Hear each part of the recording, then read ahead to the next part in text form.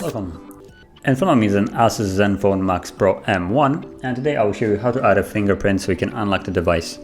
So to start off, we want to open up the settings. You can pull down the notification panel and you will find the gear icon right here. That is basically the settings. And from the settings, scroll basically all the way down and you will find right here security and location. Tap on it and then you will see at almost the bottom fingerprint, so you can just tap on it. Now mind you that if you don't have any other way of like locking the device, so let's say a pattern pin, you will have to add one because fingerprint can't be the only way of unlocking the device. So just tap on next. It will automatically ask you what you want to have, so basically finger pattern, finger pin, or password, so you can just choose whatever you like.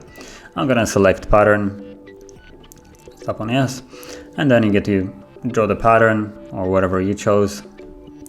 Tap on next, redraw the same pattern again, confirm it, and now we should be able to start scanning the fingerprint.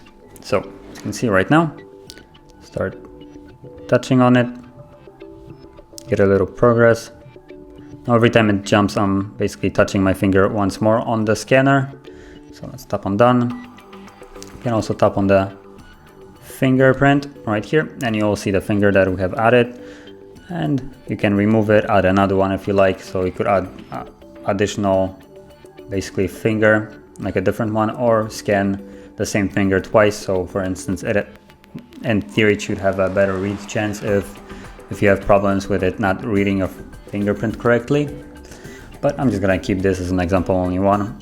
And yeah, now if I go back, select the device, I can just touch the sensor in the back and it will automatically unlock.